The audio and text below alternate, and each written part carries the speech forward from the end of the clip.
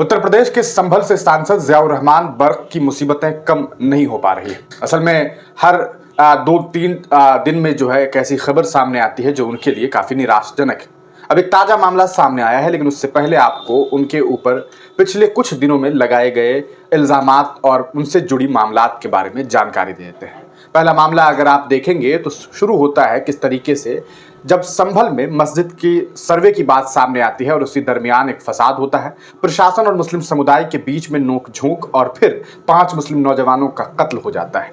इस पूरे प्रकरण के बाद जियाउर रहमान बर्क इस पूरे मामले में प्रशासन की ज्यादती के बारे में बोलते हैं और कहते हैं कि ये सब कुछ प्रशासन और सरकार की मिली हुई और मिली जुली हुई जो है वो साजिश है और इस वजह से मुस्लिम समुदाय के इतने लोगों की मौत हो गई है। इस पूरे प्रकरण के बीच खबर ये सामने आती है कि उत्तर प्रदेश की पुलिस ने जियाउर रहमान बर्क के ऊपर एक एफआईआर दर्ज करवा दिया और उस एफआईआर में इस बारे में कहा गया कि जियाउर रहमान बर्क ने हिंसा भड़काने की कोशिश की। हालांकि जिस दिन यह हिंसा भड़की उस दिन जियाउर रहमान बर्क संभल में थे ही नहीं।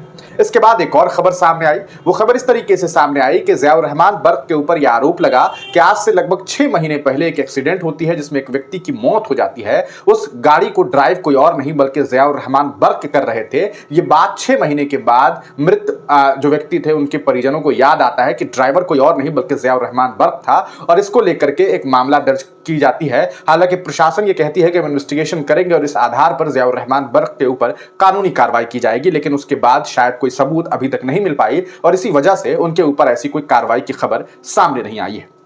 इसके बाद एक और खबर सामने आई, वो ये कि एसडीएम साहब ने बाज़ाब्ता आदेश दिया कि इनका जो घर है उसको लेकर के ये बातें सामने आई। इन्हें शोक काउज नोटिस दी गई कि आपने अपना घर बगैर नक्शा पास करवाए हुए कैसे बना लिया, यानी कि आपने जो बिल्डिंग बनवाए हैं वो बगैर नक्शा के पास किए हुए कैसे बनवाया, यानी कि ये आपने इलीगल काम किया है, अवैध काम किया है। हालांकि वो भी बात अब दबी की दबी हुई है और अभी तक उस पूरे मामले में कोई कार्रवाई दिखाई नहीं दे रही है। हो सकता है प्रशासन अपनी तरफ से कार्रवाई कर रही होगी। इस पूरे मामले के बाद एक और खबर सामने आई और वो खबर यह थी कि जियाउर रहमान बर्क ने बिजली चोरी की है, यानी कि उनके घर पर जो इलेक्ट्रिसिटी है उसमें बिल नहीं आ रहा है।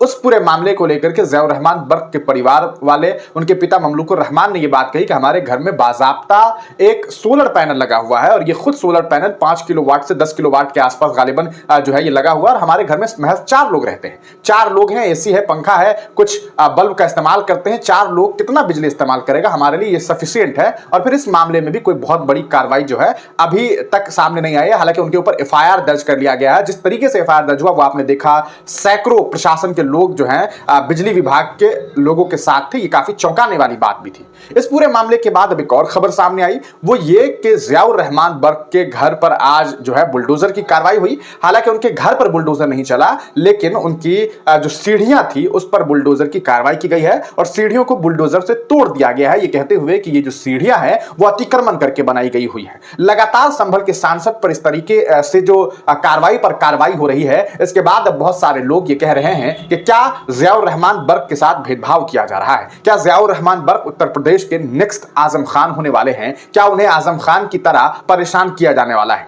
क्योंकि जिस तरीके के आरोप, आप सोचिए, एक सांसद के ऊपर बिजली चोरी का आरोप लगाया गया है। आज यह भी खबर सामने आई है कि उनके ऊपर लगभग 1.91 करोड़ यानी कि लगभग 2 करोड़ रुपए फाइन भी लगाए गए।